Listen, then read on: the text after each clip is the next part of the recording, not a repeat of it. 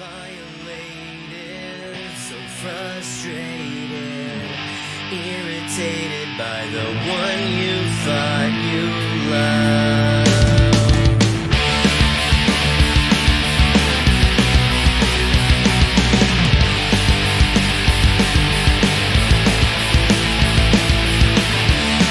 It happens all the time. You lie when you look me in the eye. All I wanted was to hear the truth from you, but you never comply. Yet I wonder why I feel so violated, so frustrated, irritated by the one you thought you loved. Got no patience, it won't take it. Irritated by the one you thought you loved. I put all my trust in you, but you threw it all aside. Never have I felt so used by someone like you. How could I be so blind? Yet I wonder why I feel so violated, so frustrated, irritated by the one you thought you loved. Got no patience, it won't take it. Irritated by the one you thought you loved. And now you're gone, so glad you're out of my life. And now that you've gone away, I'm so glad you're out of my mind. That's why I felt violated, so frustrated, irritated by the one you thought you loved. Violated, so frustrated, irritated by the one you thought you loved. Got no patience, it won't take it. Irritated by the one you thought you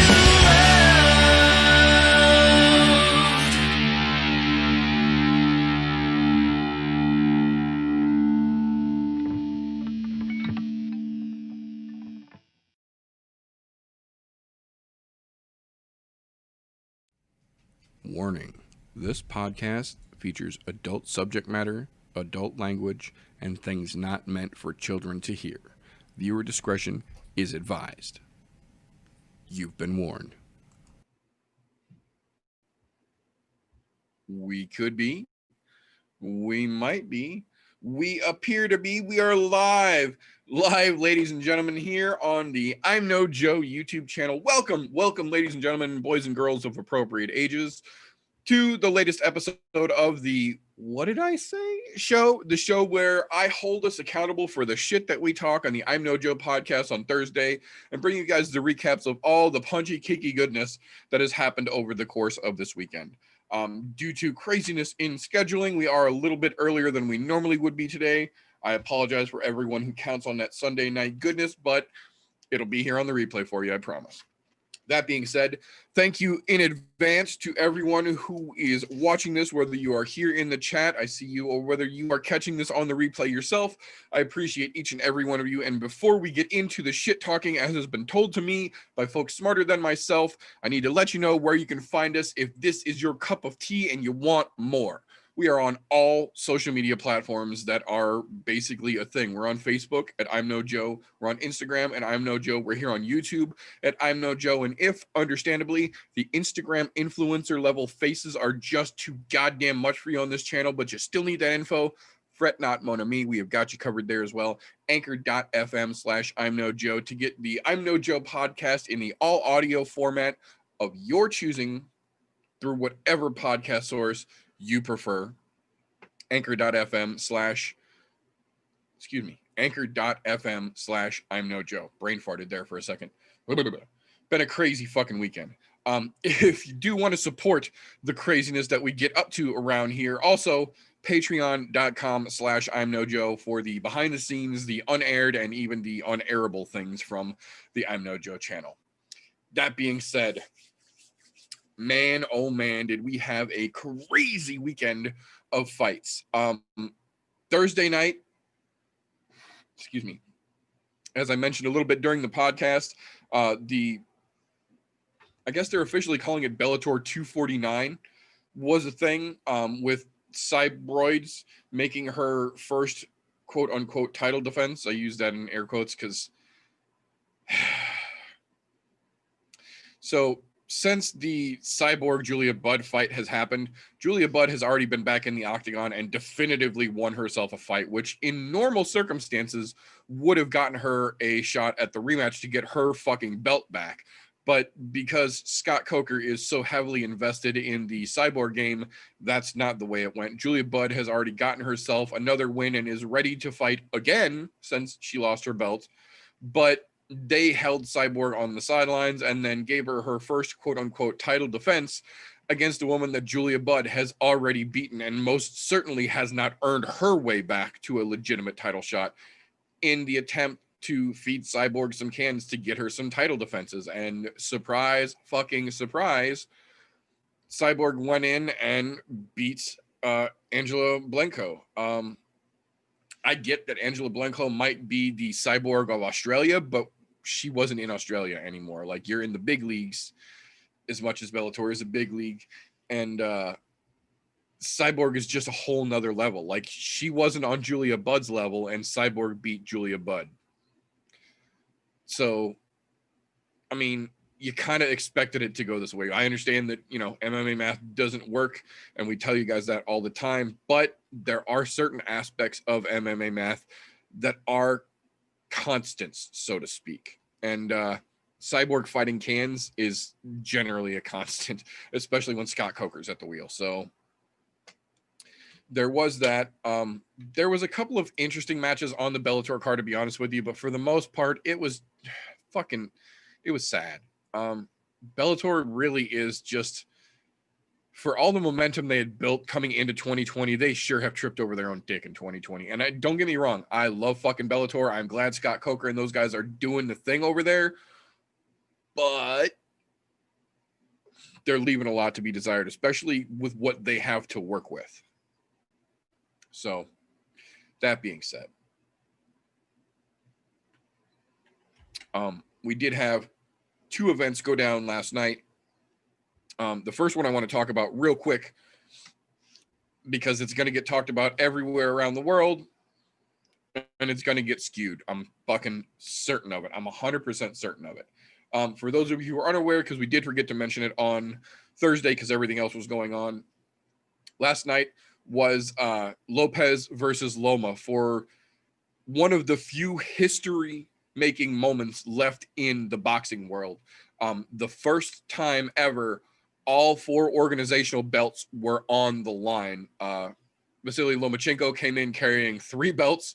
Lopez came in carrying the IBF belt.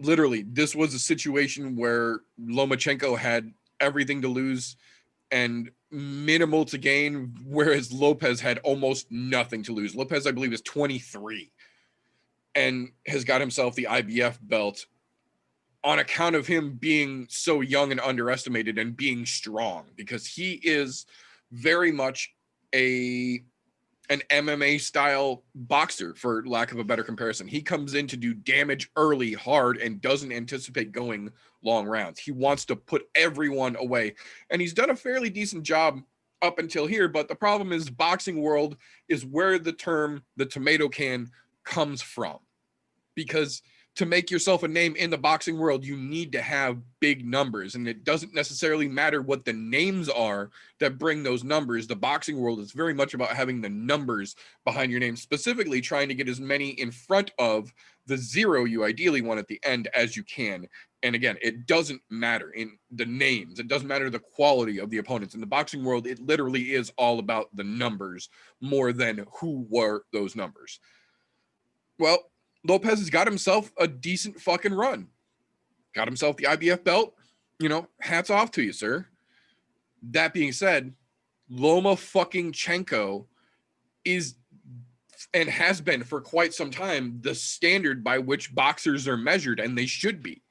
He is known for the modern day rope-a-dope style. He will let almost anyone come in and try and initiate their game plan, and about halfway through the fight, where normal fighters who have been putting hard output out start to tail off, he smiles real big, and then he steps on the fucking gas. We know plenty of fighters like that. We were actually talking Thursday night about Joey Beltran, the BKFC heavyweight champion. That's one of the reasons that we love Joey Beltran, is because he will let you get those first 2 rounds, just burn yourself out, throw everything you fucking can at him. He'll take it, he'll roll, he'll keep going, because into that second round, into that third round, he's going to start to put his foot down on the gas, and he's going to start to bring the pressure, and you're going to be starting to fade because you just spent the whole beginning of the fight outputting, and you weren't thinking about defense because you thought you were making headway.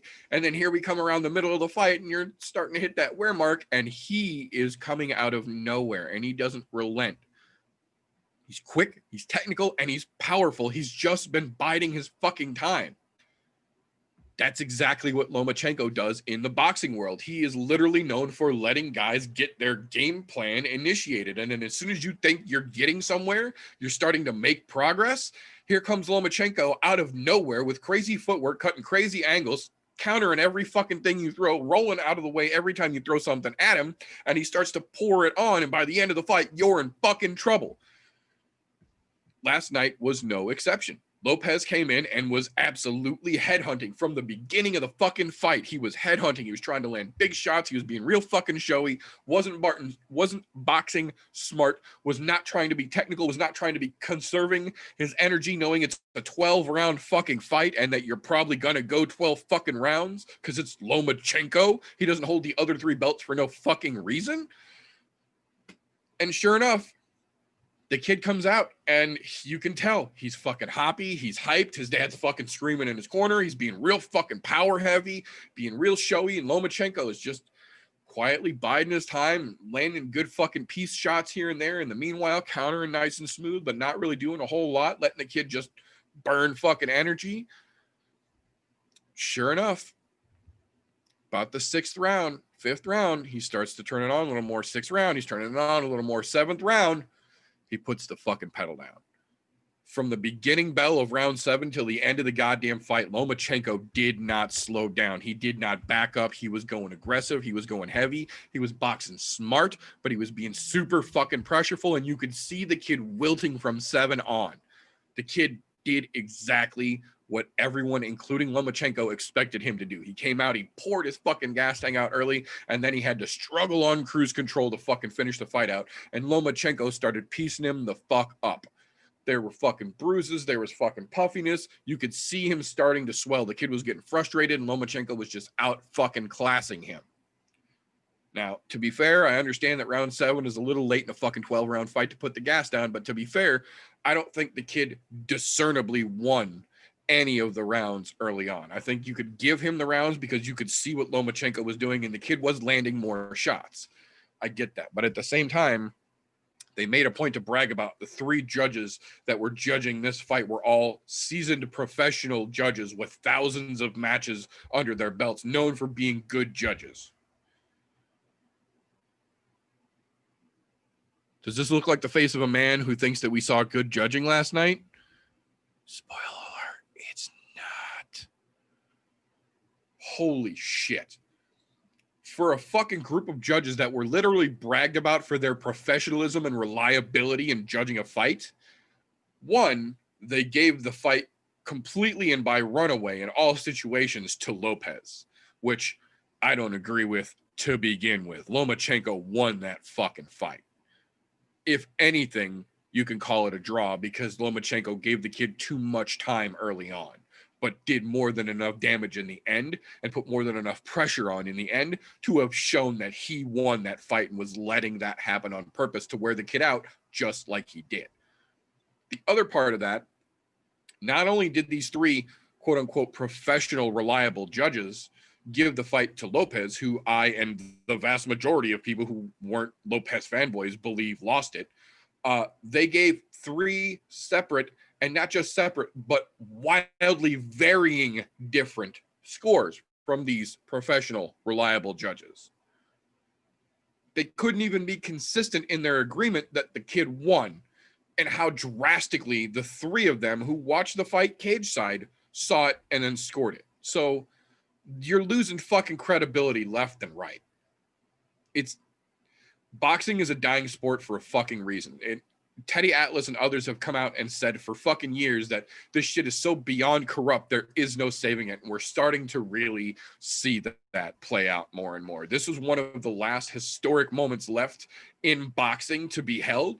And this is how the fuck it played out. Now this overhyped, undeserved fucking shit-talking, cocky one-trick pony of a kid now has, for the first time ever, all 4 unified fucking belts and is going to go on an egomaniacal tirade. I fucking promise you. First thing tomorrow, it's going to begin, and it's going to get disgustingly over the top. I'm fucking telling you now, mark my words. This is why people don't give a flying fuck about boxing in the current day and age. We've got MMA, we've got grappling, we've got striking, we've got wrestling, we've got combat jiu-jitsu, we got regular jiu-jitsu, we got gi, we got no gi, we have Greek and Greco-Roman wrestling. We've got more than enough other combat sports. What's left of the husk of boxing can fucking die, and no one's going to be sad, because everyone in the boxing world has a way to go. They can either go Olympics, which is still somewhat traditionally acceptable and acknowledged, or they can take their striking and go to bare knuckle, or they can take their striking and converge over to MMA rather. There are plenty of options, but boxing itself is fucking dead. Let it die. Kick that fucking body into the ditch and let it fucking rot. It's time. Let it go. That being said, happy sunshine.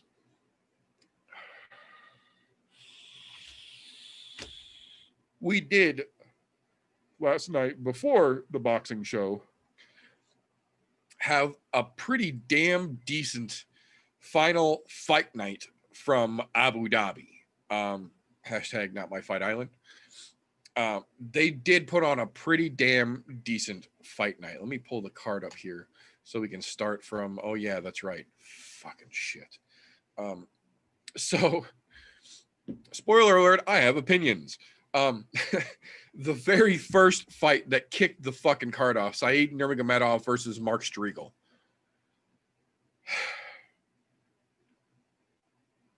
It's twofold presentation on this fight. One hand, opening fight of the night, KO to start things off. On the other hand, Mark Striegel got sloppy and literally walked into a shot and got fucking put down for it. Wasn't really dominating, wasn't really super aggressive, wasn't all that impressive. It was what it was.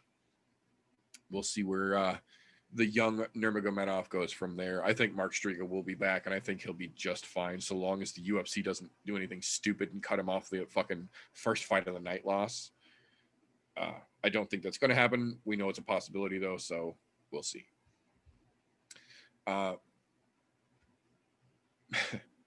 Maxim Grishin versus Antigulov. Second fight of the night, second stoppage. Props. Jamie Malarkey versus Faraz Ziam. Pretty fucking good fight. Jamie Malarkey came in there looking tough. Did not show it. Ziam, however you say that gentleman's name, was just ridiculous and way too much for Jamie Malarkey. Props to him on that win. And then, boys and girls, we get one of the few, I think maybe the only history-breaking fight on the card last night.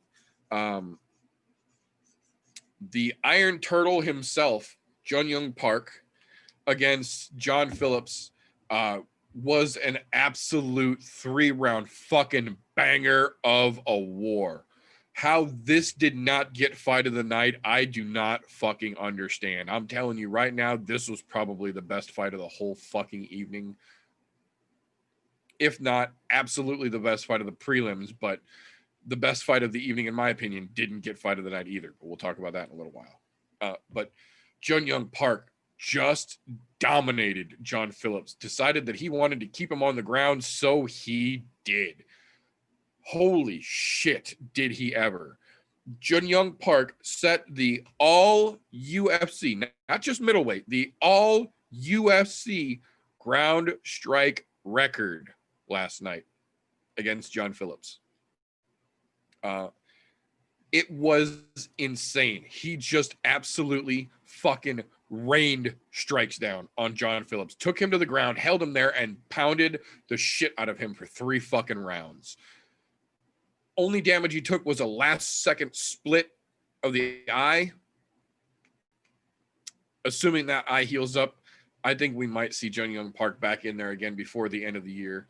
I hope so. If not, get that man back in there first thing of 2021, because he's really starting to catch his fucking stride, in my opinion, here. From there, though, that brings us to Jillian Robertson versus Polyana Botella. This was a crazy fucking match as well. These ladies were both trying to fucking get after it, but man, Jillian Anderson is really starting to catch her fucking stride as well. It's kind of understandable when you're willing to give up your gym to follow Dean Thomas, because Dean Thomas, in my opinion, is one of the best coaches you could ever fucking ask for in the world of MMA. And she left when Dean Thomas left to go do his own thing. She left and went with him. It's starting to show. She's really starting to fucking put it together. So I think Jillian Robertson is really starting to climb her way up that ladder. That, however, will bring us to the quote-unquote premier prelim fight of the evening. Matus Gamrot versus Guram Kutateladze. This is the fight that somehow won fight of the night. It was an interesting fight. It was a decent fight. It wasn't a horrible fight by any stretch of the imagination, but it was not the most exciting fight on the cards. I don't even think it was the most exciting fight on the prelims. But I guess I should be happy that Dana gave a fight of the night again, since it's been the 4 performance bonuses every week for a fucking hot minute now. So there is that. Neither one of those gentlemen did very well. Kutateladze won and then said he didn't feel that he won, but then wanted to call out Islam Makhachev afterwards. No and no. Whatever, though. That'll flip us over to the main card. Now,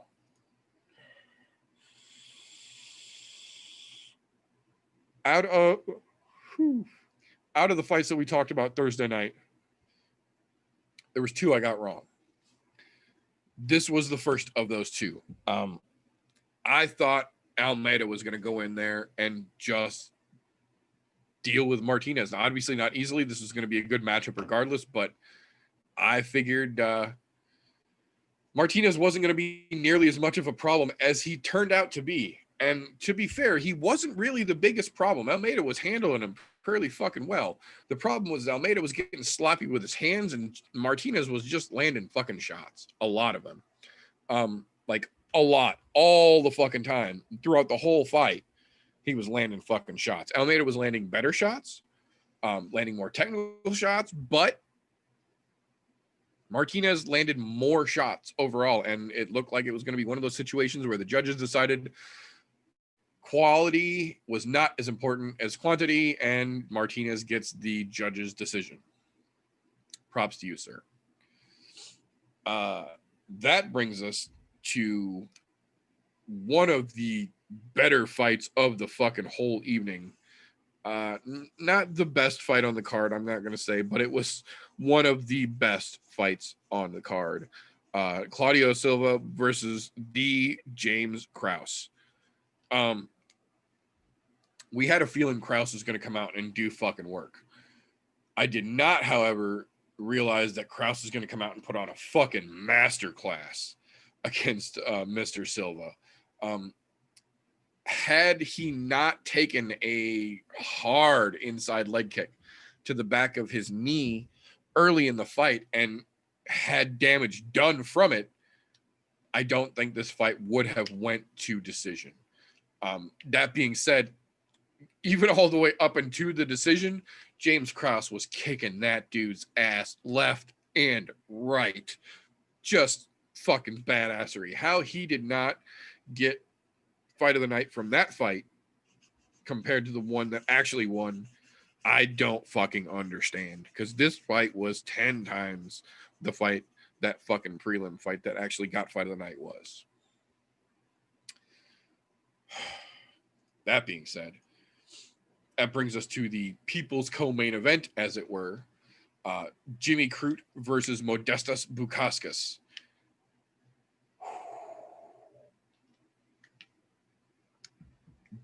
We talked about it, and Jimmy Crute getting that first L. He came back and got a win, but he didn't really look as solid as he could have in that first match back. We talked about how either that loss lights a fire under your ass or it burns out your support structure and you just start to crumble. We saw very much last night that Jimmy Crute got that fire lit under his ass. 2 minutes even in the first round, and he put on one of the cleanest fucking strikes of the evening and just fucked Bukauskas up.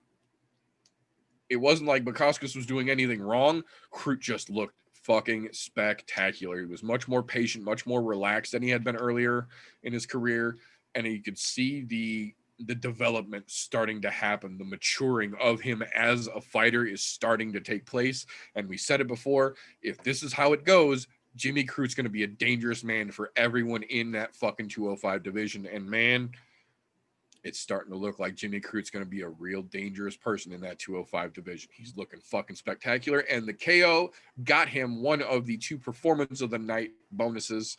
50 G's, baby. Well earned, Jimmy Crute.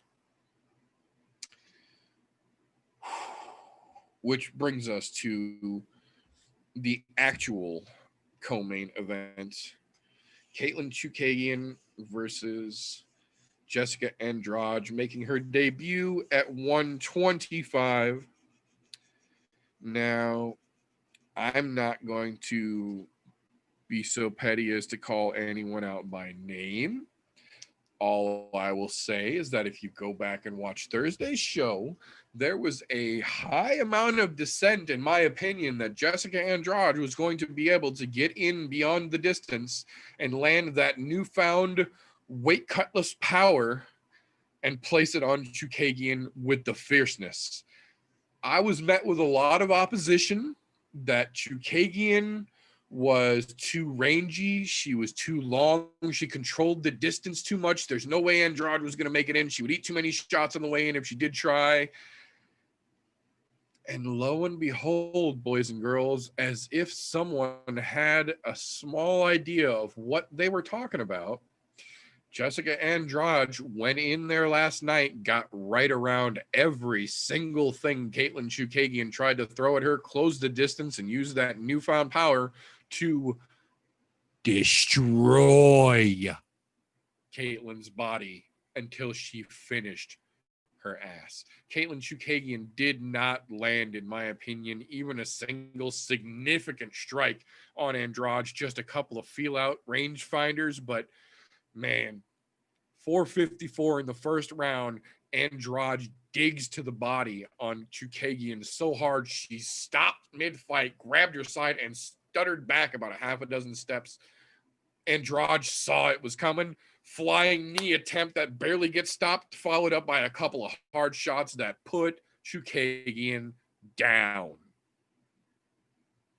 It's almost like the girl who's 5'2" is used to being the shorter fighter and has compensated her style to fight taller girls or something. I don't know.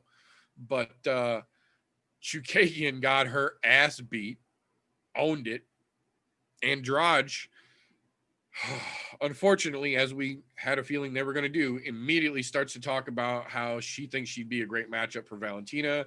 And of course, all of the fucking drooling, fumbling, bumbling fools reporting right there at the post fight are just eating right into it. So we'll see how that plays out. I honestly think that Jennifer Maya has a better chance against Valentina than Andrade does, but I don't think either one of them get past her. We've said it before, and I'll say it again. I think Valentina holds that belt till she's deciding to let it go. I don't think anybody can take that fucking belt from her.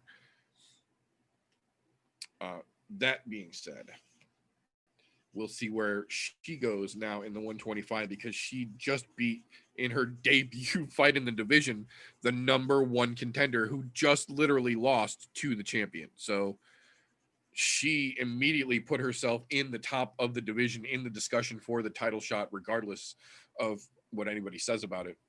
She earned it. She did it.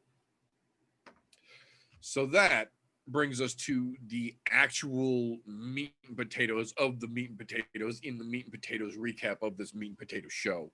The main event last night, Brian Bald T City Ortega versus Chen Sung Jung, the Korean zombie. The only other fight on the card that I called incorrectly, and I'm not mad that I got it wrong. We said it Thursday night. There was basically two ways this was going to go. It was very similar to the Jimmy Crute situation. This one even more extreme, though. Ortega was coming off of his first professional loss, and it was a loss unlike many others have ever suffered. He was not just beaten, he was decimated to the point of doctor stoppage by Max Holloway. The problem is that was 2 fucking years ago, and then he went radio silent and disappeared. So we didn't know what the fuck was going to happen. We only knew that either Ortega has taken those 2 years and he has gotten himself back to where he should have been, and we were going to see a new and improved Ortega, or much like we talked about with Jimmy Crute, he was going to take that first L and he was going to Ronda Rousey it the fuck on out of Dodge, pity party galore, and then, secondary ass whooping leads to retirement.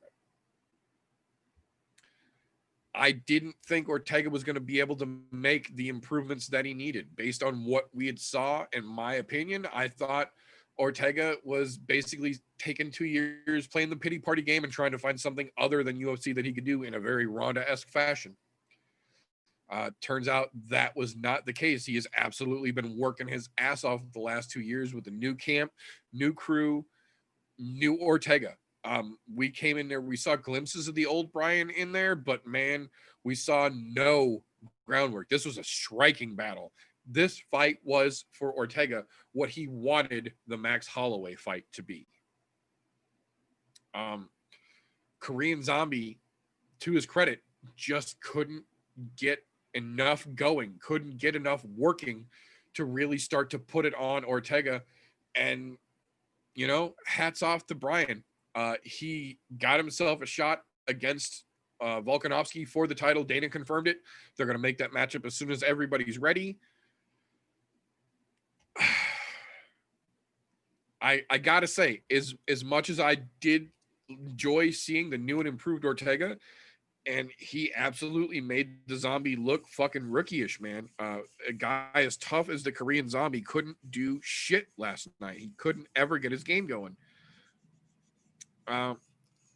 That being said, I don't think Ortega looked that world-breakingly good that he should get an immediate rematch, or an immediate title shot, rather, after almost 3 years on the fucking sideline.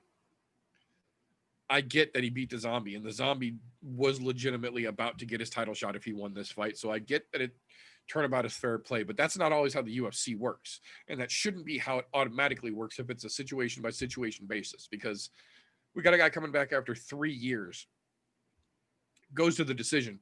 Good fight, but the last guy that he lost to just arguably put on 2 of the greatest fucking 145 fights ever against the new champion. I don't think Ortega's performance last night was enough to show that he's ready to fight Ortega. I don't think Max has lost anything, or that he's ready to fight Volkanovski, rather. I don't think Max has lost a step. I'm of the opinion that Max won both the fights against I want to say Arlovsky for some reason, but it's not. Alexander Volkanovski. words. But and I've gone back and I've rewatched both of the fights with Max Holloway and Alexander Volkanovski, and I still am of the opinion that Max won both of those fucking fights. So apparently I never get to be a judge for the UFC because I see things how, you know, they really are or something. I don't know. But they're going to do it. They're going to push Ortega into the next title fight with Volkanovski, because Volkanovski was very vocal about that happening during the fight and after the fight and today already. So that's where they're going to go with it. We'll see how that actually plays out, but that's where we sit as of right now. Unless something significant happens this week, it does not look like we are going to have a whole lot of MMA news coming up this week as well. So probably no Joe Liminaries this Wednesday. We will absolutely, though, have a full, juicy, appetizing meat and potatoes, full course meal, I'm No Joe podcast on Thursday for the final fight in Abu Dhabi, UFC 254, Khabib versus Gaethje. We will have a full breakdown for you fine folks on this Thursday, back with the full crew again. That being said, that is all we have for this particular evening. My allergies are starting to kick my ass. My information is given to you folks. I appreciate each and every one of you who are here in the chat live. I appreciate every one of you who catches this on a replay. If you enjoy what I'm doing around here, give me a thumbs up. If you love what we do around here, subscribe to the show, hit the notification bell so you don't miss an episode. If you crave what we're doing around here, share an episode of the show so more people can see it. We're trying to grow this goddamn thing. On the other hand, if you laugh at what we do around here because we're just a couple of dipshits with webcams, give us a thumbs down because we earned it and we won't dispute it. That being said, we're going to get the fuck out of Dodge. So until next time, folks, remember, don't let ignorance stop you. You can root for anything. Wink.